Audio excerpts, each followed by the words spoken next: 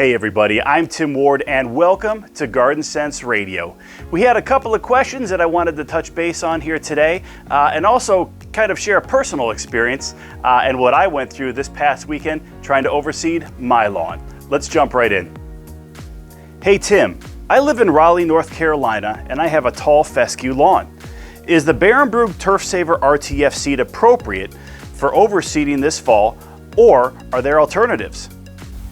Hey Paul, thanks for reaching out. So there are obviously alternatives in the market to the Barenbrug Turf Saver, but to be quite honest with you, we really feel so strongly about the Barenbrug Turf Saver RTF seed that it's the only grass seed that we carry.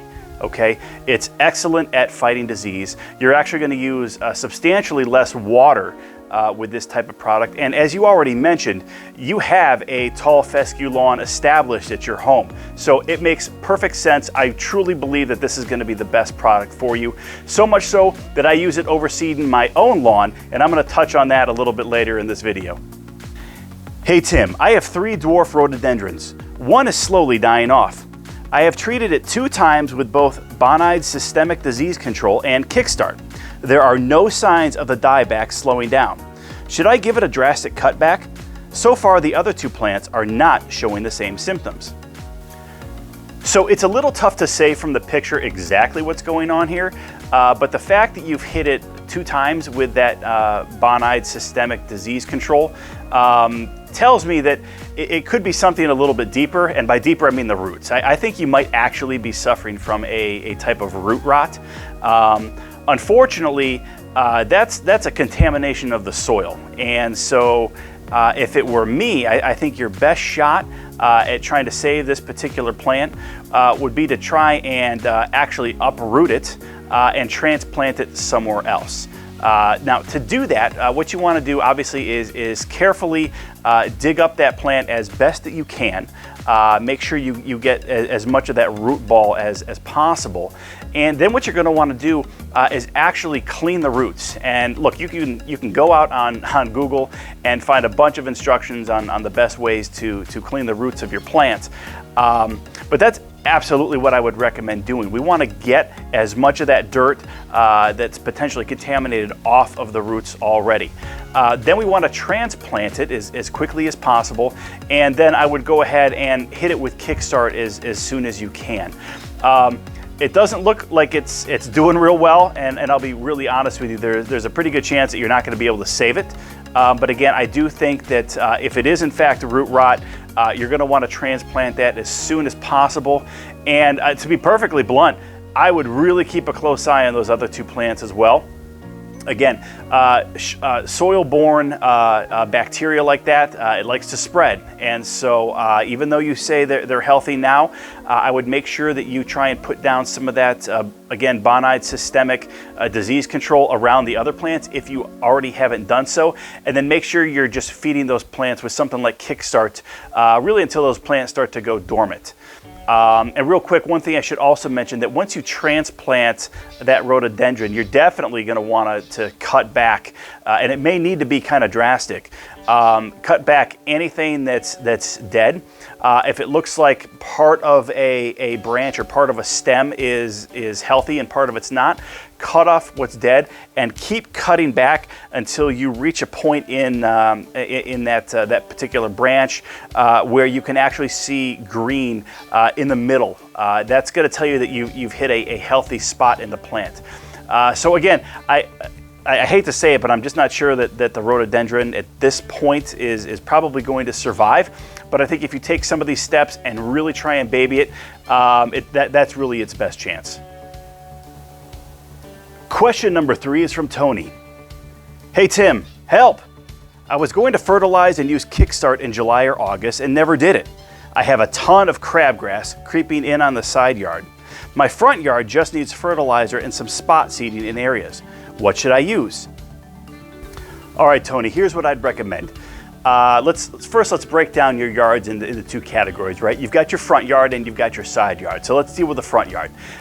Seems like it's in pretty good shape, but you didn't do that summer feeding, so you definitely want to put down some turf trust right away.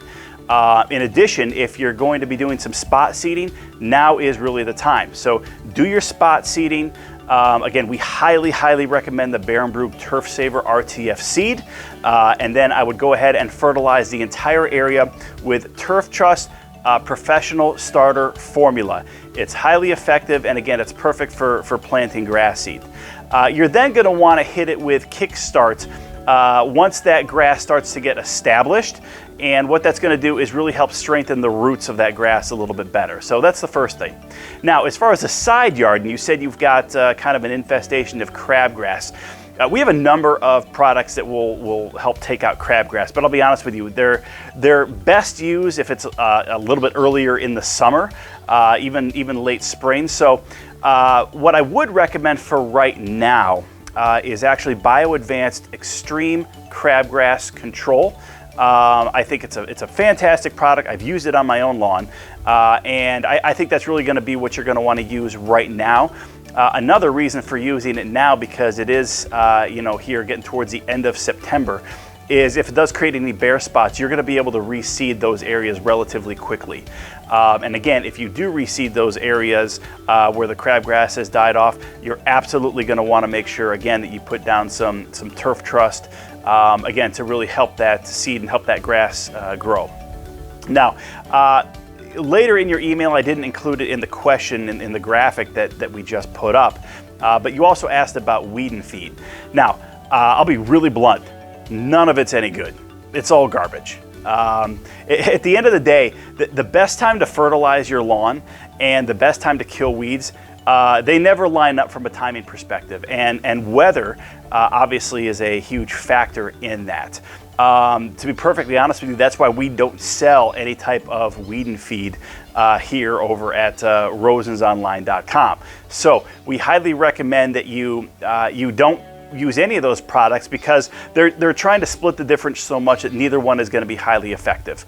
You are going to be better off getting a lawn fertilizer and then better off getting a specific weed killer than trying to, again, split that difference, because you're just going to get subpar on both aspects. So again, head over to Rosens Online for all the products that I've mentioned here, and I think you're going to be in really good shape. Thanks for reaching out. Before I end this video here, I want to share my own personal experience with overseeding my lawn. Now, if you guys had stopped by my home earlier in the spring, you would have looked at my lawn and you would have said, my gosh, why would I ever take lawn care advice from Tim Ward? Well, there's a couple of reasons why my lawn looks so bad, and I'm going to be very open and honest with you as to why that was. First of all, over the course of the last year, we have had a significant amount of work done on the exterior of our home, the exterior of our barn. We've had a new concrete patio was poured and put in. And so as a result, we have had an extraordinary number of workers traipsing through the yard. They did a fantastic job, no complaints, but the foot traffic was out of this world. In addition, bringing in heavy equipment, again, to pour concrete, to hang up siding, things like that. So there were tools, there's wood, again, siding laying on the grass. So there were a lot of reasons, just as a result of those kind of renovations and exterior remodeling that was going on, that caused my lawn to look really, really bad. I wish I could say that was the only reason. Something else that occurred at kind of an unprecedented level for us is we have two very, very large oak trees in our yard. And well, we had an unprecedented amount of acorns fall. So last fall, we've lived in this home for almost 7 years, like over 7 years, and the acorns came down in buckets. And we did our best to stay on top of it, and I think we did a pretty good job of that, but that really wasn't the issue. It wasn't so much the acorns falling, but it was the dozens and dozens and dozens of squirrels that would find these acorns and feeling that my yard was the best place to bury them. So again, I had literally hundreds of little holes that were being dug consistently all throughout my yard. So when you combine those two things, my house looked pretty bad in terms of the lawn care. And so we made a commitment in the spring that, hey, we're going to hit it with Turf Trust. We're going to also try and kill off some weeds. And so that's what we did in preparation for reestablishing our lawn this fall. So a couple of weeks ago, I put down Weed Beater Ultra, just like we instructed you guys to do. Why? Because we think it's the best product out there.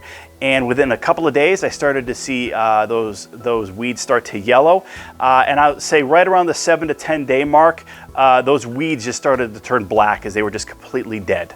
And so as you can imagine, now my lawn is starting to look even worse.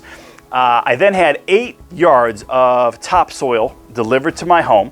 And I spent the entire weekend, this past weekend, actually spreading it and putting it down, and it was a chore.